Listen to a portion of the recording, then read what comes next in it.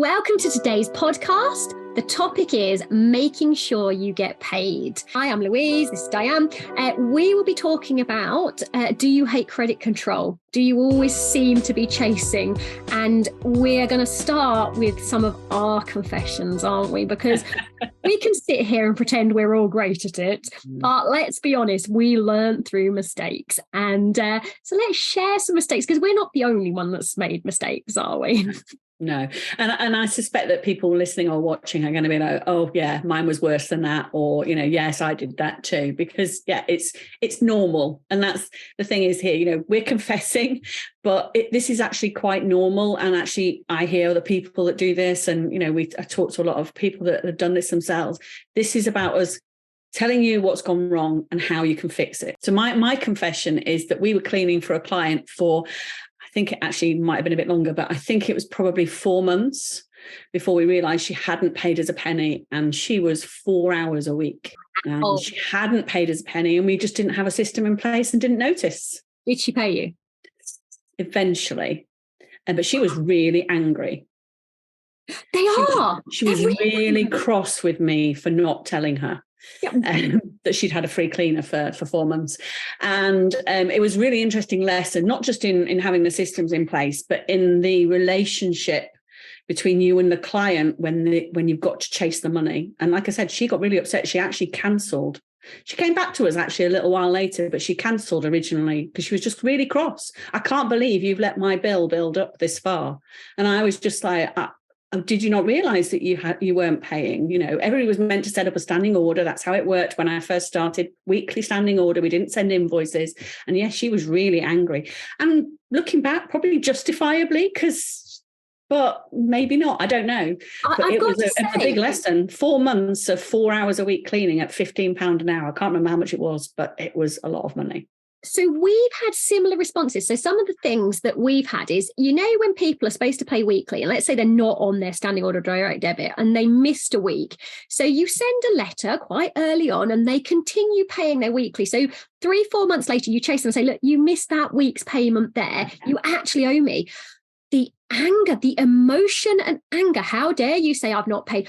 Well, you did it out of your account. There should be a record of everything. You can clearly see you've missed that payment. I didn't. I'm up to date. They are so irrationally angry that, well, why didn't you tell me at the time? We did. We really did. Yeah. And I think what that does, certainly what it did to me, my mindset was like, well, first of all, it made me change my system so that I had things were flagged much quicker.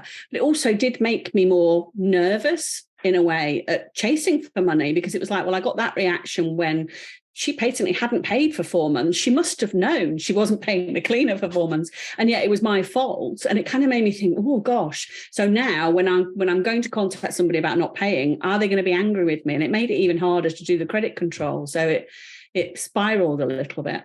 It does. It becomes scary. And do you know what I hear again and again and again? I'm spending all my time chasing late payers. I've texted them. They know they've got to pay. And it's like what I hear. So a lot of people go, right, I'm going to take them to small claims. It's been 2 days. I'm going to issue small claims. I'm like, sorry, it's been 2 days. What? But it's difficult because certainly when we're starting out and if you're a solo cleaner still, you rely on that day-to-day income. You need them to pay on the day. You need them to pay when it's due. Because your business grows, you perhaps get a little more relaxed, rightly or wrongly, about you shouldn't, because you should have even more close eye on your cash flow. That's because you've got a financial buffer that, if you've got a few thousand in the bank account and someone doesn't pay you, it's like, well, as long as they do pay me this month, I'm okay. And it gets quite, but that's not the case for particularly domestic cleaners. If you've got to pay your staff and they're paid weekly, you need the money in there and then.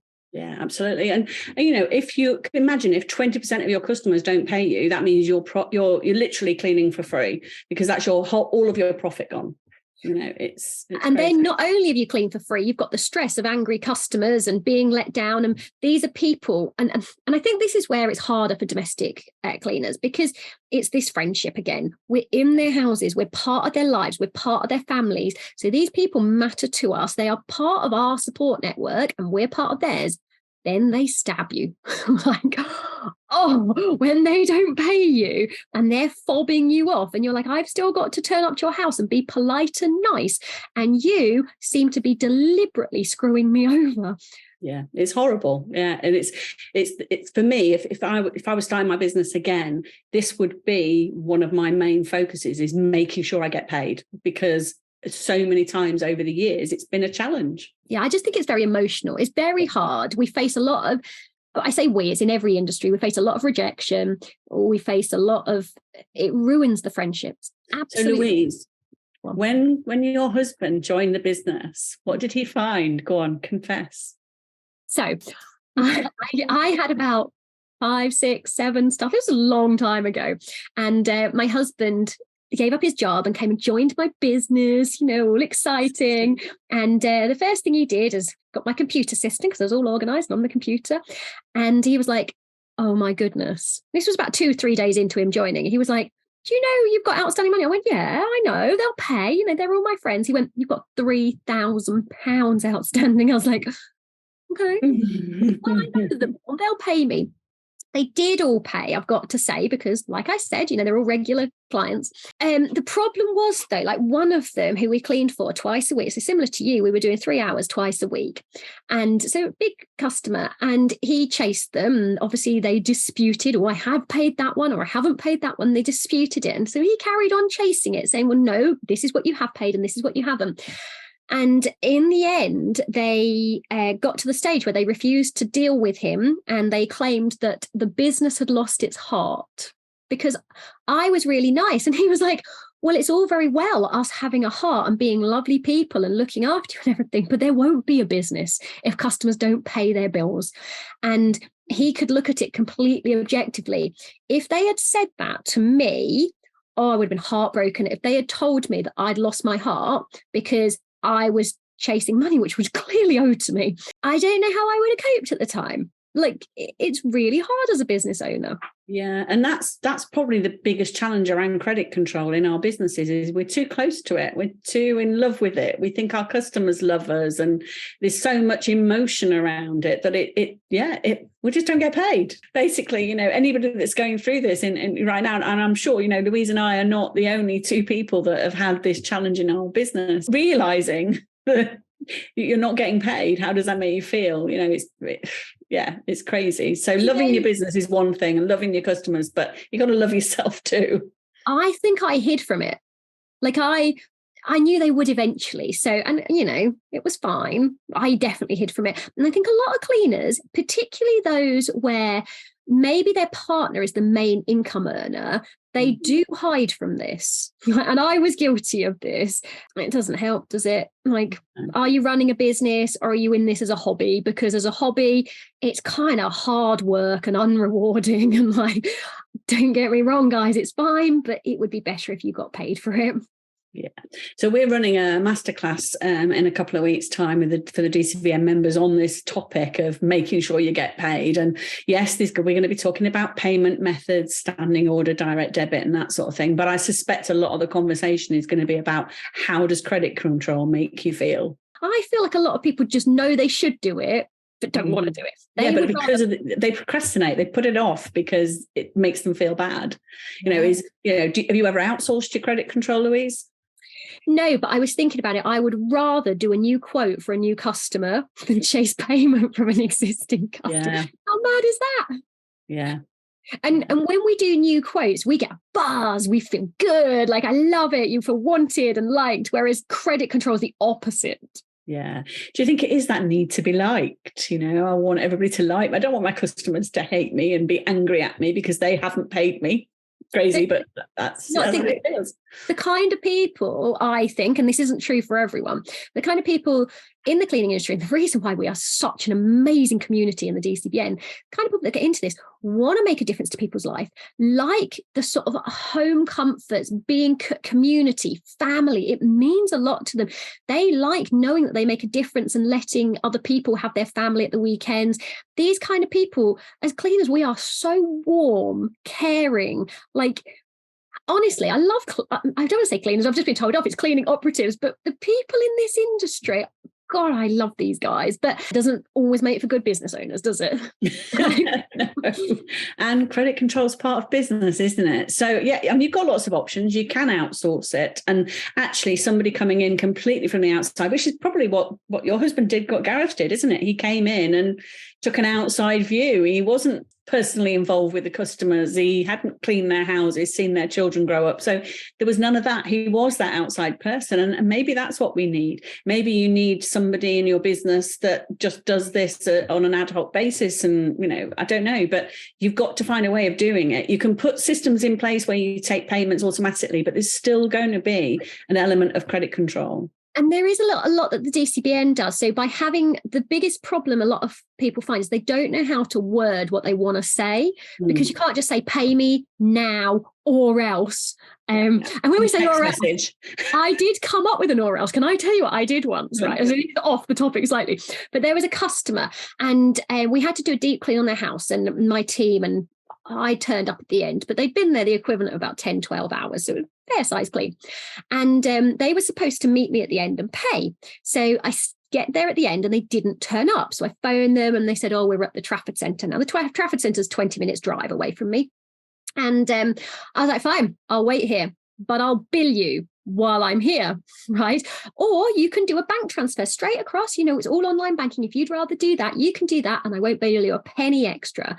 And they said, oh, you know, the card's not working, can't do that. I was like, fine, if you can't bank transfer it to me. They said, well, we've got to pay you in cash. I said, fine, I'll sit here and wait, but how long are you going to be? Because I will be adding that to your bill.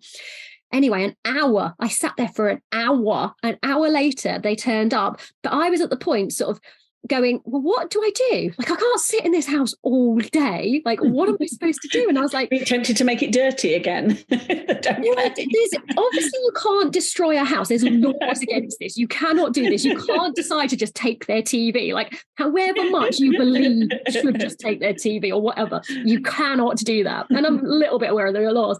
And I was like, right, so I can't deliberately do anything. But what I could do is return all the dirt that I'd taken away. And I was like, well, there's a vacuum in the back of my car, and I could split open the vacuum bag and throw it everywhere. I forget this goes out to the public, you know, Diane. But anyway, right. It's those emotions again, Louise. It's those emotions again. You didn't actually do it. You just thought about it. That's okay. No, I didn't do it. Thinking is not a crime. It's okay. Unless it's that murder. Then I think it is. Luckily, they called me just at that moment where I was contemplating it, because your mind does sort of go, oh, really bored of sat, and the heating was off. That peed me off. Anyway, so they came back and they paid me the extra hour for sitting there to wait for them. They never had me back again, tell you that. No. Do you know, we charge in advance for one-off cleans. We do now. Yeah, because, and it's in full. No arguments. You're not in the diary unless we've had the money. Because one-off cleans are notorious, aren't they, for not paying in full. You know. Do you find, so they occasionally get a little bit grumpy with me, like, don't you trust me? And I'm like, it's not that. I'm really sweet now. And I sort of say, well, it's not that. It's just that one-off cleans tend to be end of tenancies. And if you move out of this house, I can't chase you. So I'm really sorry, as a business, we have to protect it. I'm so sweet about it, going, no, I don't trust you. Yeah, that's the truth. Yeah. But no, and actually we've had no pushback on it since we introduced it a good few years ago now, and we've had no pushback on it. We started off where we would charge 50%, and then we were just like, no, we're charging it all in advance, otherwise the team don't go. Simple as that. And they always pay. I'll tell you when they pay. Have you found this? They pay at the last possible minute. They pay the day before or the morning before. And they'll be on the phone saying, oh, I am going to pay. And we're like, we need it in before we set off. We need it confirmed at 8 o'clock in the morning. Yeah. And you're on the phone to them at 5 to 8 going, you are going to pay this, aren't you? Oh, my husband's going to in a minute. Yeah. No, it needs to be done in the next 5 minutes or this isn't happening. And I can't reschedule at any point for the next 2 weeks. So it's now or never. So, and they always do. Yeah, no, ours is the day before. I don't think we've ever had one that's gone over from the day before. Otherwise, we just phone them and cancel. Just like, no, we're not sorry, but we've rescheduled the team elsewhere. Yeah, well. Yeah. So that saves the credit control on the one-off cleans. But how about the domestic customers then? So what we do now is we invoice our customers monthly. When we first started, they paid every visit. But what we found was that for like a weekly client, that could be 48, 50 transactions a year. Whereas if we charge them monthly, it's just 12 transactions a year to manage. So that's why we started doing that. Do you do the same?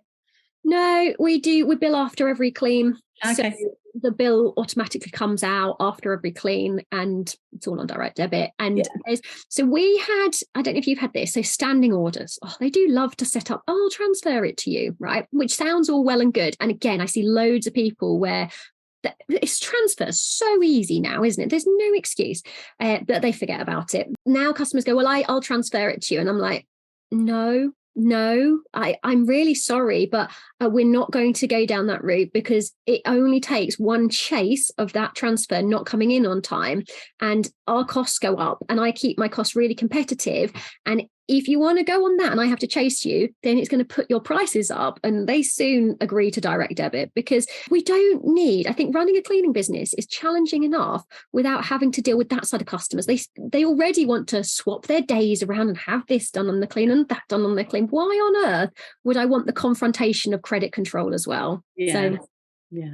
No, we just bill calendar monthly in arrears with an invoice, and then take payment by direct debit. So that's better, isn't it? Because you pay for each transaction. Yeah, it saves transaction charges. We also take we use Stripe as well, so they can pay by Stripe, but that's usually for the one-off cleans. Actually, interestingly, on our masterclass, we're hoping we've got a special guest from an open banking provider that's going to come on the masterclass with us. I saw this. You've been working on this, haven't you? Yes, I've been working on this, so I'm not going to give much information away until after the masterclass. But so we're hoping we've got a special guest who is involved in open banking, and that's where your customers can pay you direct from their bank account to your bank account with nobody in between and no delays. And it's free. That sounds like a transfer. Is that different? It is, but it's slightly different, but it's free. So so that's quite exciting, and they're joining us as a special guest on the masterclass about getting paid. So that's good, because it's just another new way. Give your clients another option as to how to pay you without it costing your business any money, which is even better. Now I'm going to throw this out there as a bit of a curveball. Have you heard of like this Klarna thing? No. So you know where you pay in installments. So let's say you're going to buy a new fridge. Okay, this isn't cleaning related, and it's like £1,000. You can pay 3 installments every 3 months of like £333 or whatever. So that you can actually do this for cleaning as well. You can be set up for these what are they called, where they pay it, so the company pays it and you pay back to that company. So the customer would pay back to that company. So you might have seen them as like buying Christmas in advance. Do you know what I mean? Yeah, so a bit like a layaway type thing where they used to. So they pay it and then you pay them back. And so you can use things like that. And I know there are cleaning companies that offer that as an option, this like Klarna type one, get to pay it later. It's more for people budgeting and things. But factoring's an interesting point, and I don't think we talk about that enough. No. That could be a game changer. It's expensive, but it's essential. And not so much in domestic, because people tend to pay quite upfront. But I know a lot of people that listen to this are going into commercial, and the payment terms, both, I think, do you offer commercial? I definitely do. We do, but what we do with commercial is we charge them a month in advance. So we charge them on the first of the month for the coming month. So if they want to take 30-day terms, they're on the same terms as our domestics then, because they just pay at the end of the month. So it's not too bad. Now that's what we did. You can wait for months. Yeah. And that's a game changer for people, isn't it? When I suggest this, when they say, yeah, but my client, I do the month's work, I bill them at the end of the month, they wait 28 days and then there's 30-day payment terms. I'm like, what? Yeah. And they're working and they're getting paid 3 months later. And I'm going, this is madness. And also, that business could go bust in that 3 months, and you could have given them 3 months of your labour and not been paid. At least if you bill them in advance, you're only ever going to be a month behind. I mean, if they don't pay, then we don't go back. So, it's as simple as that. But yeah, that's a risk in the commercial world, is the company that you're working for could go out of business. And if they decide to have a dispute and they bring it up to you, oh, how many times have you had this? You put the wrong PO number on it. No, I didn't. I put the PO number I didn't see it.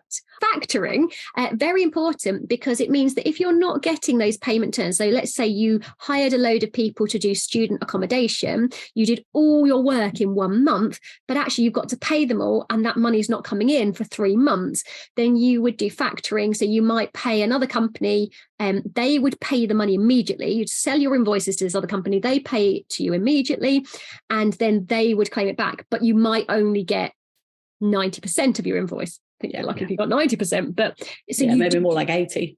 Yeah, it can be. But what it means is you're going to get the money fast. And if you are in that kind of situation where you need the money in to, say, pay wages or something, factoring can be really good. And you just, to excuse the pun, factor in the cost into your price, don't you? And of using that kind of service if it helps your cash flow. Yeah, so there's lots of ways. So what are the ways that you use credit control now? So you said your customers pay after every clean. How does your system flag up now if the payment's not received? I don't know. I don't know. It's not your part, not your side of the business, but it does. I assume it does. If something goes red, I think. So we have to, once a week, it's someone's job. I think it's Katie's job. She goes on and she pulls up a list of all failed payments. So once a week, they're all pulled up. There's not very many because they're all on direct debit. And then it's just a really simple it's a phone call, because quite frankly, if they haven't paid, I would chase by email normally, but by the time a direct debit's gone wrong, quite often they just don't know. So it's then a phone call, and it's a really nice phone call. It's like, this has failed, you paid us fine for 6 months, this has failed, just want to let you know, could you just have a look into it? And then we follow it up with an email. And I've got to say, it only really gets that far. So I'm not saying we haven't had loads of problems in the past, but at the moment, And I think a phone call is from a customer service perspective always the best first option. I think we use texting and emails and things like that. That can work really well for lots of things, but sometimes it can be an awkward conversation. So it's better done on the phone, because otherwise a text message can sound a little bit, you've not paid. Whereas a phone call can be, there's obviously a problem, do you need help looking into it or whatever? You can kind of be much more supportive, can't you? Yeah, and it can't be taken the wrong way. How many of us have had online spats? Yeah. And it's taken the wrong way when actually you never meant it. Whereas if you phone them and you say, look, I think this payment's failed, I don't know why, could you look into it? That's really nice. You put it in an online message, your online payment's failed, look into it now, is kind of what they hear and read, with you being a complete arse going, oh, okay. Yeah. And then you avoid those. You've been cleaning for them for 4 months for 4 hours a week and you've not been paid, and now they're all cross with you and it's horrible and it's scary. And it's hard when you're busy though, isn't it? You've made a success of your business, you feel awesome. So I listen to an interesting podcast, I don't just listen to ours, about there's only so many balls you can juggle at any one time, and it's to do with the size of your hand and the speed you can move, and the maximum balls you can juggle is 14. And if you think about that, how many we are juggling when you're running a business, it's not about credit control, it's about quality control, it's about getting the customers, it's about actually doing the cleaning. You are physically demanded. You've got to balance this with your real life. You have got so much going on. How inevitable is it that we are going to drop? And this ball is the easiest one to drop, I think. It is, it's almost the last thing in the chain, isn't it? Is we can get the staff there on time, we can have them cleaning to a decent standard, hopefully, we can do all the lovely follow-up, was the client happy, and then they don't pay us, and then we've got to do the credit control bit. It's kind of the last bit in the whole chain, and it's the most important bit, is getting paid, really, because that's the whole reason for doing it in the first place. And so can I add one bit, because I like to add the emotion in. I'm all about the emotion. Do you know what we say to ourselves when they don't pay us? They hate us. They didn't like us. They don't want us as cleaners. Yeah. It's not. They forgot to pay you. Happy. Yeah. And it's almost like you're scared to make the phone call because is it going to be a complaint? And that's why they haven't paid. So there's that emotional baggage going on as well, isn't there, at the same time? But get rid of it. Put good systems in place, get over it. And if you can't do it, get somebody else to do it. It's a bit like sometimes people don't invoice. So, not even actually ask for the money in the first place because we're too busy. So, all these, the little thing at the end of the chain of getting paid, if you can't do it, or whether it's emotional or time, outsource it, get somebody else to do it. Outsource or get yourself an admin? Well, either really. Outsourcing can be a good starting point, especially if that's all you need help with. But eventually you might then need help with other things, and then it becomes better to have somebody in-house, doesn't it? I don't have the answers. Every business is different. So, you know, I mean, we have a part-time bookkeeper who works remotely and she handles it all. So yeah, that works well for us. But yeah, depends on your business and where you're at, doesn't it? Yeah. Do you know what the benefit of having them in-house is? They can answer the phones as well. Yes. I've got to say, the first thing I did, and again, this is off topic slightly, but people often talk about growing their business and all they want to do is get off the tools. All I wanted to do was give the admin away. I was like, leave me on the tools, leave me there. You deal with that stuff. Yeah, it's interesting that, isn't it? And I hear that a lot, you know, I don't want to go out cleaning anymore. I want to do the admin. And I'm like, do you really? Do you really though? Would you not rather actually be out there vacuuming than doing the invoicing and credit control? Yeah, you're absolutely right. And I think a lot of us, you just think, I want a change. I want a change. I want a change. And you want that change. But for those of us that, and you and I have both been in the same situation, I've sat in the office for weeks on end and God, just please let me out cleaning. I would do anything to clean a toilet and just be able to think about what I'm cooking for dinner, or just not think. I would love to just clean a house and not think. Yeah, maybe I should just clean my own. Mine's not even a real background. I'd love my house to look like this. Yeah, your house is gorgeous in the background there. Isn't it? Who wants to live where I live? Yeah, look at Louise's house. anyhow, credit control. So we're doing a nice a special guest who's going to be talking to us about some open banking options, and it's going to be another good one, as it always is. And our DCBN members get to do it live and interact and learn and ask questions at the session, and then we record it and it goes into our massive training library for our members to access. The reason people love it so much live is not just because it's live. That's great. They do have access to the recorded one, but the benefit about being live is you get to put your specific situation. And I think sometimes having recorded answers and recorded training is fantastic, but sometimes people struggle to relate it to them. And it's like when you've been in that situation, it feels like you're the only one that's ever tackled it. And the live thing is you get to go to the expert or to more knowledgeable people, whatever we're talking about, whoever's there, and go, what do you think about this? And you're going to get a few different answers, but a lot of them will make you think a bit differently. And it really just unlocks that problem. We learn something on everyone as well, don't we? So it's always good. It takes so much away. Honestly, I feel a bit of fraud sometimes because I sit there and I do these presentations. They are really good presentations. That's really arrogant, isn't it? They are really good presentations. I work really hard on those. And someone will come up with some idea that I go, that's brilliant. Adding that one into my business. And yeah, definitely. And that's the great thing about the DCBN is we learn from each other, as well as sharing our knowledge. We actually get to learn from others as well. So it's a great community. So yeah, that's it on getting paid, the most important bit in the cleaning process, in my opinion. And we'll see you on the next one. Bye-bye.